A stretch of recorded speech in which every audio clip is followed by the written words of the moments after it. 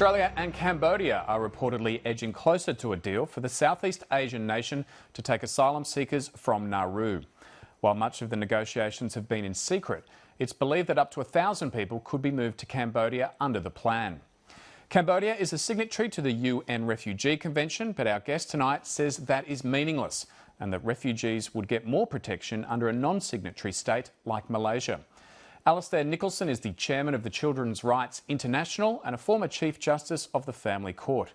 He's been a frequent visitor to Cambodia over recent years, and he joined me a short time ago in the studio. Alastair Nicholson, thanks very much for joining us. It's a pleasure, Steve. Reports tonight suggest a deal is getting close to transfer around 1,000 asylum seekers on Nauru to Cambodia. You've been a frequent visitor to Cambodia in recent years. Why are you opposed to this plan? Because I think it's really quite offensive to even consider moving people to Cambodia. Cambodia is a very poor country. It's a country I like very much, I should state, but it's a country that has enormous problems. And I think the concept of Australia sending people who are in need of refuge to a country like that is almost indescribably bad as policy. Are you concerned about unaccompanied minors potentially being sent to Cambodia? Oh, particularly so, but I wouldn't regard it as suitable for any refugees. But unaccompanied minors are particularly troublesome because it is a country where there's a lot of exploitation of children. There's a huge amount of exploitation of girls in the sex industry. There's a tremendous amount of, there's a significant amount of child abduction and children removed for various purposes and moved internationally. It's a country where the law is not very effective in protecting people, and particularly children. And it seems to me that it's outrageous to suggest that children should be sent there, particularly unaccompanied children. But we don't know yet, do we, because the Minister has not announced the deal whether unaccompanied minors may be sent there? Well, we're never told anything about what the Minister's doing. That's part of the problem, really. And once it's done, there's very little that can be done about it. Do you think there should be some consultation with groups like the group that you're a chair of Children's Rights International, about whether children will be sent to Cambodia or not?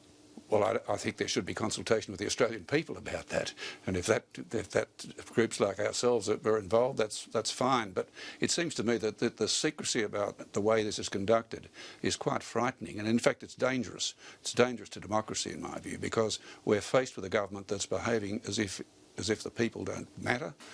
It does what it thinks is right, or what it suits at the time, whether it's right or not.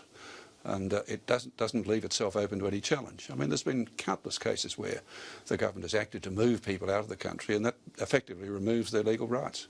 Cambodia is a signatory to the UN Refugee Convention. What makes you think that asylum seekers sent there won't be given protection under that convention? I don't believe that asylum seekers or anyone else gets very much protection from the law in Cambodia. I think it's at a stage of its transition. After all, let's face it, it went through one of the most horrific genocides only as late as the 1970s. Most of the experienced people at that time were killed. It's had to pull itself up by its bootstraps. It's got an economic problems. It's one of the poorest countries you would find in Southeast Asia.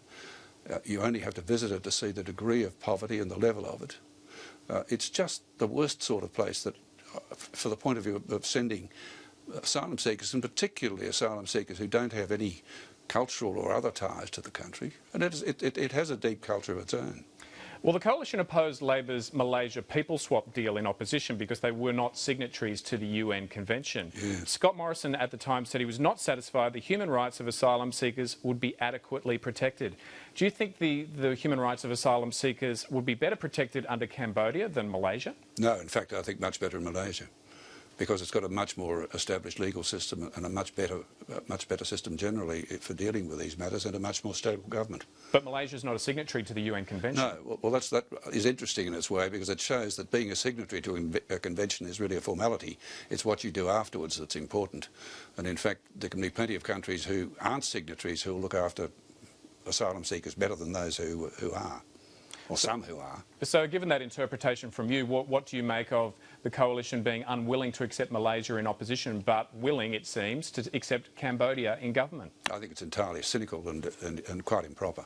Both the government and the opposition are committed to policies that punish asylum seekers who arrive in Australia by boat, and it's part of a deterrent to stop boats arriving and to stop deaths at sea. What is the alternative here? Because when Labor relaxed its policy back in 2008,